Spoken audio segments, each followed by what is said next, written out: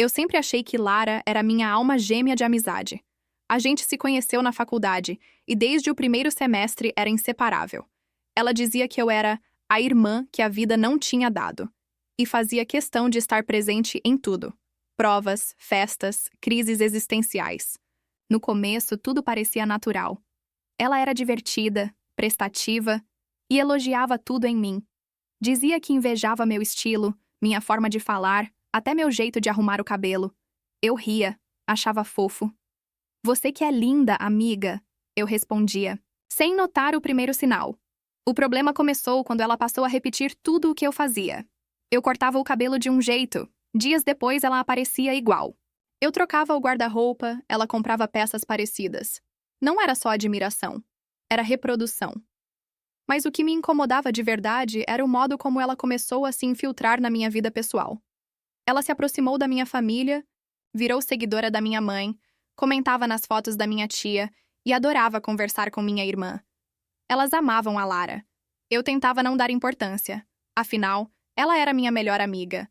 Só que Lara também começou a se aproximar do Caio, meu noivo. No começo eu não me incomodei. Ele era gentil com todo mundo. Mas logo percebi que ela dava risadas exageradas com piadas bobas dele. Tocava no braço dele com frequência e, uma vez, mandou uma mensagem dizendo: "Você tem sorte de ter a Débora. Ela é uma mulher incrível." Estranho, né? Caio me mostrava tudo e dizia que ela era só simpática. Eu fingia acreditar. Não queria ser a noiva insegura. Mas algo dentro de mim começou a ficar em alerta. Uma intuição que eu insistia em ignorar por tempo demais. Ela se oferecia para me ajudar com tudo. Ajudava nos preparativos do casamento, me levava ao salão, opinava nas flores, no buffet, mas havia sempre um tom de crítica velada. "Você vai usar esse vestido? É que eu pensei que algo mais justo destacaria mais o seu corpo. Essa decoração tá linda, mas será que não tá simples demais?" E aí vieram as indiretas nas redes sociais.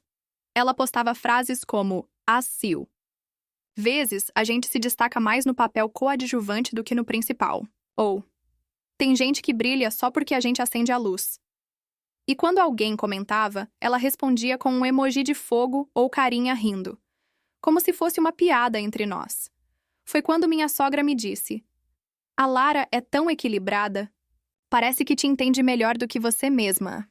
Ela me lembra você quando está mais calma, sabe?" Aquilo me atravessou como uma flecha. Eu só sorri. Mas dentro de mim, um plano silencioso começou a se formar. Aliás, se você está gostando dessa história, não esquece de se inscrever no canal e deixar o like. Isso me ajuda a continuar, trazendo histórias que mexem com a sua cabeça e com o seu coração.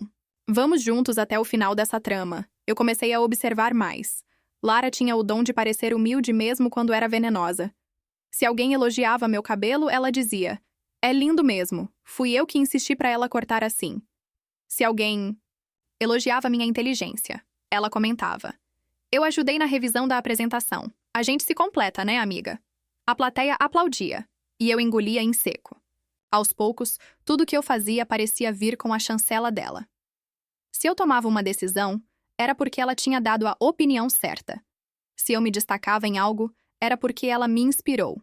E eu, boba, deixava passar, porque no fundo, achava que era inveja da minha parte pensar aquilo. Uma tarde, fui na casa da minha sogra, e ao chegar, encontrei Lara sentada na cozinha, ajudando a dobrar roupas. Passei para trazer umas receitas que achei a cara da senhora. Ela disse, com aquele sorriso que mais parecia uma moldura de falsidade. Sorriso de inimiga. Comecei a notar que Caio estava mais distraído. Esquecia de me avisar sobre coisas, parecia distante. Nada grave, mas somado ao fato de que ele ria mais no celular e que Lara sempre sabia o que ele ria. Eu comecei a ligar os pontos, mas não disse nada. Ainda. Lara começou a usar meu perfume. Um dia comentou que comprou o mesmo hidratante que eu. Depois apareceu com um vestido idêntico ao que usei em uma festa. Disse: "É que ficou tão bem em você, quis experimentar em mim." As pessoas comentavam: "Vocês parecem irmãs." Mas eu sabia. Ela queria ser a versão melhorada de mim. As frases continuavam nas redes sociais. Tem gente que não percebe quando virou figurante na própria história. Eu lia. Respirava fundo. e deixava passar. Porque se tem uma coisa que eu aprendi com o tempo, é que não se vence uma cobra gritando. Se vence em silêncio. A gota d'água foi quando Caio me mostrou uma conversa, rindo, sem perceber o veneno. Lara havia mandado uma foto de um bolo e dito: "Fiz esse hoje. Aprendi com a sua noiva." Só que o meu ficou mais fofinho, kkkk. Eu sorri também. Mas por dentro, decidi. Vai ser no meu tempo. Mas você vai cair, Lara. Eu comecei a alimentar o jogo. Simulei ingenuidade. Dei mais espaço. Incentivei a proximidade. Como quem oferece um último gole ao sedento. Só pra ver ele se afogar. Porque agora eu não queria só me afastar. Eu queria que ela provasse do próprio veneno. Enquanto isso, minha mãe, que sempre teve um olhar afiado, comentou: "Essa sua amiga é simpática demais para ser confiável." Eu apenas respondi: "Deixa. O tempo vai mostrar quem é quem." Porque o tempo, minha gente. O tempo é o melhor aliado da verdade. E a verdade estava prestes a explodir, mas não do jeito que ela imaginava. Os planos de Lara continuavam sutis, mas eu já lia cada movimento dela como um mapa. No meu aniversário, ela me deu um vestido. Lindo, confesso. Mas um número menor. "Você vai caber nele rapidinho, amiga. Só fechar um pouquinho a boca." Sorriu. Eu sorri de volta. As pessoas acharam engraçado. Eu achei simbólico. A convivência ficou mais sufocante. Se eu fazia uma maquiagem leve, ela aparecia no dia seguinte com o mesmo delineado. Se eu começava a me exercitar, ela virava fã da mesma academia. Gente tem tanto em comum, ela dizia. Eu já não achava graça. Achava estratégico. Um dia, Lara me chamou para um café e começou com um elogio. "Você é uma mulher admirável. Mesmo com tanta pressão, continua com esse sorriso." E depois completou, como quem dá um soco com luva de seda: "Eu no seu lugar já teria surtado. Caio anda tão distante." Olhei nos olhos dela. Ele anda ocupado. É diferente. O pior nem era o que ela dizia. Era o que ela deixava.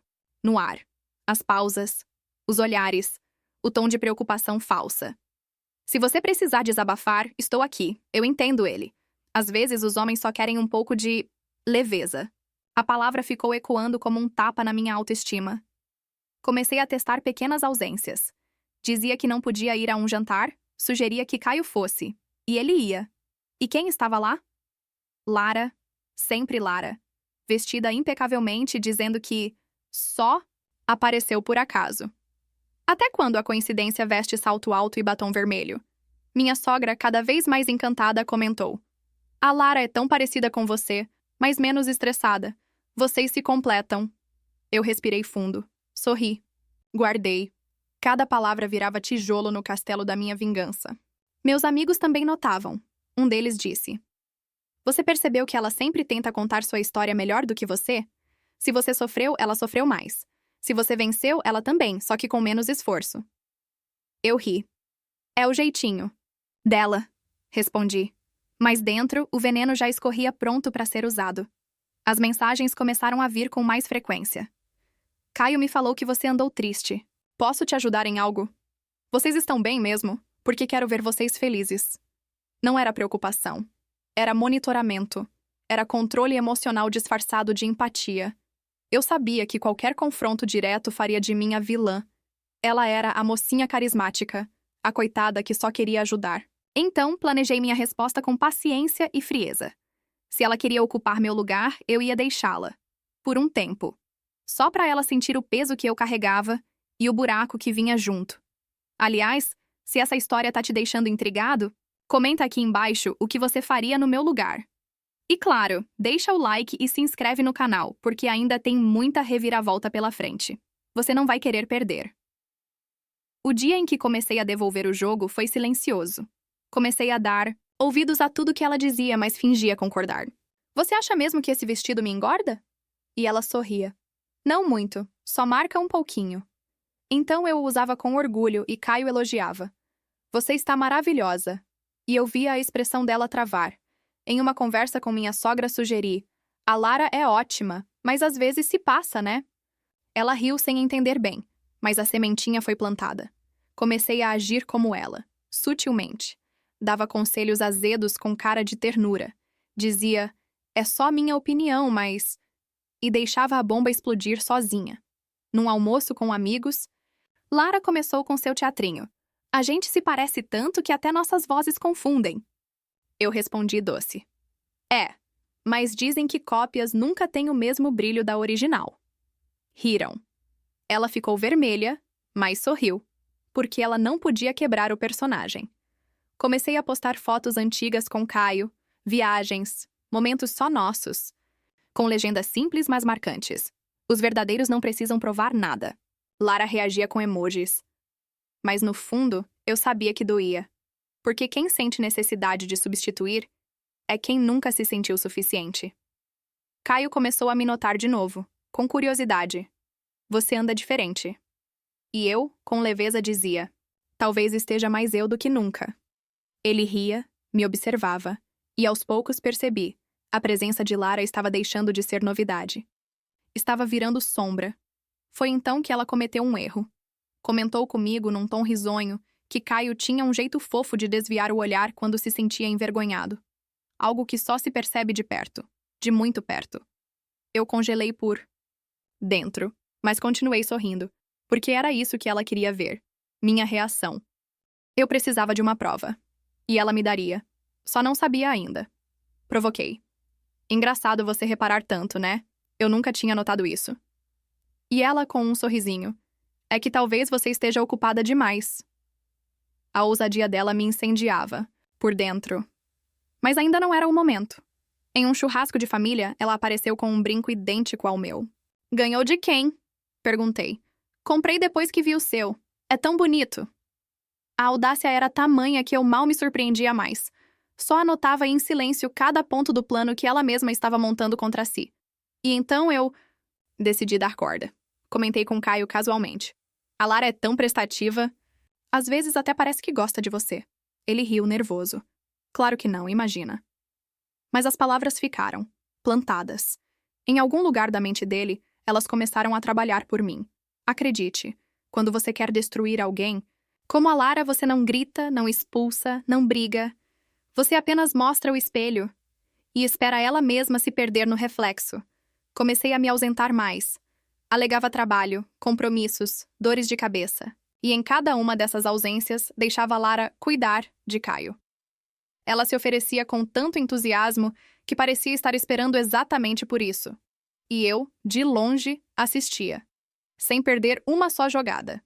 Um dia, deixei meu celular propositalmente desbloqueado sobre a mesa. Uma notificação falsa piscou na tela. Preciso te contar o que vi Lara fazendo. Era só isca. Lara viu, claro. Fingiu não ter visto, mas suas mãos tremeram um pouco ao pegar a taça. Estava começando a entender que eu não era tão cega assim. Comecei a me mostrar mais confiante, mais segura. Postava fotos com legendas do tipo: nada me escapa, eu só observo. E ela, sempre sutil, postava em seguida: quem muito observa, pouco vive. As indiretas cruzavam o feed como punhais enfeitados. Mas eu já usava a armadura. Caio me abraçava mais, me beijava com mais carinho, como se tentasse se reafirmar. E eu deixava, sem pressionar, porque eu queria que a dúvida germinasse dentro dele como germinava dentro de mim tempos atrás. Queria que ele percebesse quem era quem, por ele mesmo. Foi então que descobri o diário digital de Lara. Sim, ela mantinha um blog oculto, disfarçado de página motivacional.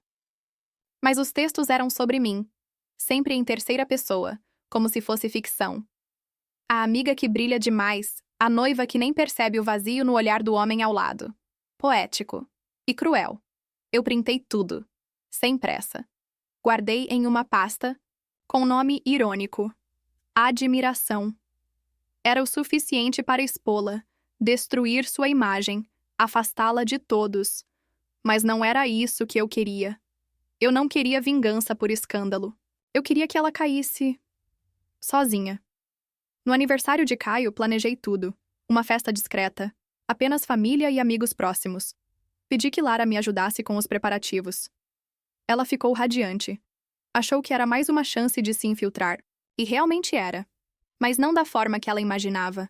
Deixei que ela decorasse o salão, que escolhesse o bolo, até que ela mesma entregasse o presente. que comprei e deixei ela pensar que era a ideia dela. Uma jaqueta personalizada com as iniciais C em L. Sim, L de Lara. Era sutil, mas suficiente para gerar perguntas. Quando Caio abriu o presente e viu as letras, ele franziu a testa. Quem escolheu isso? Perguntou. Ela respondeu rápido demais. Foi ideia minha. Nossa, a gente quis fazer algo diferente. E eu apenas olhei para ele com um sorrisinho. Plantado. Maduro.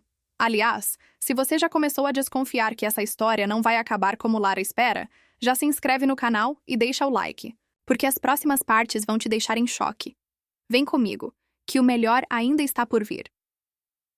Depois da festa, Caio estava estranho. Quieto demais. Ele não comentou nada sobre o presente, nem sobre Lara, mas percebi que seu olhar estava mais atento. Observava os pequenos gestos, os sorrisos longos demais, a intimidade excessiva. E Lara, sem perceber, seguia escorregando. Numa noite qualquer, estávamos assistindo a um filme quando ele soltou. Você acha que a Lara sente algo por mim? Engoli em seco. Era o que eu esperava há semanas. Olhei para ele com calma e disse: Não sei, mas você sente algo por ela? Ele negou, na hora, mas ficou ali, pensativo, em silêncio. Nos dias seguintes, comecei a devolver as comparações. A Lara é tão boa em planejamento, né? Acho que eu nunca vou ser assim. A Lara fala com sua mãe com tanta desenvoltura, até parece mais nora do que eu. E ele sempre respondia: rápido. Mas você é você, e é por você que eu me apaixonei. Era? Ou foi? Lara começou a se mostrar mais inquieta. Dava conselhos ácidos para mim como: cuidado para não sufocar o Caio com tanto carinho, viu? Ou, homens gostam de mulheres misteriosas, não tão previsíveis. Eu só sorria e dizia: obrigada, amiga. Você me entende tanto. A ironia quase pingava. Num domingo, fiz questão de ir sozinha almoçar com minha sogra. Contei sutilmente como Lara havia ajudado demais com a festa. A sogra soltou um comentário que me atravessou. Ela tem bom gosto. Sabe, às vezes me pego pensando como ela. Seria como Nora. Sorri. E disse: pois é, às vezes eu também. Aquela frase virou minha chave. Não bastava deixar Lara cair sozinha. Eu precisava virar o jogo. Mostrar que eu não era fraca, nem tola. Que eu sabia o que estava acontecendo e que controlava cada peça no tabuleiro. E se todos achavam que ela poderia ocupar meu lugar, então que tentassem. Fui diminuindo os encontros, me distanciando, sempre sob pretextos leves. Hoje não posso, mas a Lara pode te acompanhar, né, Caio? Ou, ela entende melhor disso que eu. Cada frase, um empurrão sutil. Eu queria que ele sentisse a ausência e comparasse, porque só assim o verdadeiro valor se revela. E Lara, claro, adorava a chance. Passava tempo demais com ele. Era quase voluntária para tudo. Até para ajudar com o carro, com o cachorro, com os documentos do apartamento que estávamos financiando. Ela se enfiava onde dava. E Caio começava a notar que isso não era normal. Uma noite, ele chegou em casa com uma expressão estranha. A Lara tentou me beijar. Foi o que ele disse, seco. Meu coração acelerou, mas minha expressão permaneceu serena. Tentou? Perguntei como quem não sente. Ele assentiu. Disse que era um impulso, que sentia algo há muito tempo. E me olhou. Você sabia, não sabia? Olhei bem nos olhos dele e respondi. Eu desconfiava, mas precisava que você visse com seus próprios olhos. Ele suspirou decepcionado. Não comigo, com ela. Como alguém faz isso com a melhor amiga? Ele perguntou. E eu sorri com calma. A pergunta certa é: como alguém deixa de ser amiga e a gente não percebe? No dia seguinte, Lara apareceu na minha casa como se nada tivesse acontecido. Trouxe uma torta, sorriu, elogiou meu cabelo. E eu deixei ela entrar, como se ainda estivéssemos no mesmo jogo. Só que ela não sabia que o tabuleiro agora era meu, e que todas as peças já estavam no lugar. Caio a evitava, ficava em outro cômodo e inventava saídas. Ela percebeu. Tentou puxar assunto comigo, mas eu a escutava com um sorriso vago, como quem observa uma criança mentindo. A tensão começou a se instalar. Lara estava perdendo o controle, e nada é mais perigoso do que alguém que precisa desesperadamente parecer calma. Quando ela finalmente mencionou a tal tentativa de beijo, Tentou rir. Coisa boba. Um impulso. Ele entendeu, né? Eu virei o rosto lentamente para ela. Entendeu, sim, mas não esqueceu. O silêncio que veio depois foi o mais sincero da nossa amizade. Pela primeira vez, nenhuma de nós sorriu. No dia seguinte, compartilhei nas redes sociais um texto enigmático. Às vezes, a serpente mora no jardim que você mesmo rega. E quando ela morde, a culpa não é dela por ser cobra. É sua, por não ter notado os olhos sem piscadas. A legenda viralizou entre meus amigos. Alguns marcaram Lara. Ela não comentou, mas começou a se explicar para todos. As pessoas andam interpretando tudo errado. A inveja tem várias faces. Cada postagem, uma tentativa desesperada de apagar a mancha que ela mesma deixou. Eu apenas observava, porque o que se escreve com veneno não se apaga com perfume. Caio mudou. Passou a ser mais atento, mais presente. Começou a me perguntar mais sobre meus sentimentos, a reparar no que antes passava batido. Quando comentei isso com ele, ele só disse: "É que agora eu sei o que é ter quase perdido você." E eu, de verdade, senti que ele estava sendo sincero. Lara, por outro lado, estava sendo apagada lentamente. Minha sogra, antes tão encantada, comentou que achava que Lara era um pouco intensa demais. Meus amigos começaram a evitar os convites dela. E mesmo o irmão de Caio, que já havia flertado com ela, agora mal a cumprimentava. E então, a bomba que eu esperava caiu. Ela me mandou uma longa mensagem. Queria colocar tudo em pratos, limpos. Dizer que me admirava, que nunca quis competir, que Caio era só uma confusão de sentimentos. Era patético. E bonito. Porque eu sabia que aquilo era, na verdade, o início do fim. Não respondi. Fiz print, guardei e postei apenas uma frase no meu status. Alguns pedidos de desculpa são mais pela culpa de ter sido descoberta do que pelo erro em si. Em menos de 1 hora, ela visualizou e apagou todas as nossas fotos juntas, de todos os lugares. E se você chegou até aqui e está sentindo o gosto da justiça silenciosa, deixa seu like e se inscreve no canal. As últimas partes vão mostrar que nem toda vingança precisa de grito. Às vezes, basta o silêncio certo na hora exata. Com o afastamento de Lara, algo curioso aconteceu. Minha vida ganhou um ar de leveza que eu não sabia que faltava. Os silêncios não eram mais desconfortáveis. As decisões eram só minhas. O espelho voltou a refletir apenas a mim, e não uma sombra que se disfarçava de reflexo. Caio passou a me olhar diferente. Não era mais aquele olhar de quem vê o óbvio, mas sim de quem finalmente enxerga o essencial. Era como se ele estivesse redescobrindo quem eu era sem a influência constante de Lara. E isso, por si só, já era uma pequena vingança pessoal. Um dia, ele me perguntou: "Você sente falta dela?" Pensei por um segundo. Do que ela foi no começo, talvez, mas acho que até isso era uma ilusão. Ele assentiu. Às vezes a gente demora para perceber que quem sorria pra gente só queria ver até onde podia imitar sem ser descoberta. Lara tentou reaparecer, claro. Mandava mensagens indiretas, postava fotos antigas nossas com legendas do tipo "bons tempos" ou "amizades verdadeiras não morrem, só dormem." Mas a minha ausência falava mais alto do que qualquer palavra que ela jogava na rede. Eu não curtia, não comentava, não reagia. Numa manhã de sábado, recebi o convite para um evento social do trabalho. Seria um jantar elegante e cada convidado podia levar um acompanhante. Decidi ir com Caio e decidi postar. Fiz questão de me arrumar como nunca antes, com um vestido que eu sabia que Lara tinha elogiado certa vez como não muito seu estilo. A foto que postamos teve recorde de curtidas. Mas o mais interessante foi quem não curtiu. Lara visualizou, ficou online por muito tempo, mas não reagiu. E depois, sumiu das redes por 2 dias. Não precisava ser detetive para entender o que se passava por trás do silêncio dela. Mas a vida real, essa sim, continuava girando. Fui promovida. Comecei a dar palestras. Minha imagem profissional cresceu, e minha vida pessoal floresceu junto. Caio me pediu em casamento com uma simplicidade que fez meu coração vibrar. Quero construir uma vida onde ninguém tente ocupar o seu lugar. Disse sim, claro, mas dessa vez não contei nada a ninguém fora do necessário. Aprendi com Lara que algumas vitórias precisam ser silenciosas até estarem totalmente sólidas. A inveja, percebi, tem ouvidos muito mais atentos do que a admiração. E então, alguns meses depois, veio a notícia que selou tudo. Lara havia tentado uma vaga na mesma empresa que me promovou. Durante a entrevista, citou nosso antigo projeto juntas. E o recrutador, que conhecia minha história, respondeu: curioso? Você fala tanto da sua amiga, mas nunca foi mencionada por ela. O silêncio dela após isso foi absoluto. Não só da internet, mas também do mundo que ela tentou invadir. Porque entendeu, tarde demais, que pode se copiar o exterior. Mas o que é de verdade, ninguém substitui. Um mês antes do casamento, recebi uma notificação no meu celular. Lara havia me marcado em uma publicação.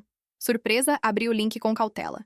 Era uma montagem de fotos antigas nossas com uma legenda poética. Algumas pessoas a gente nunca esquece, mesmo que façam questão de nos apagar. Não curti. Não respondi.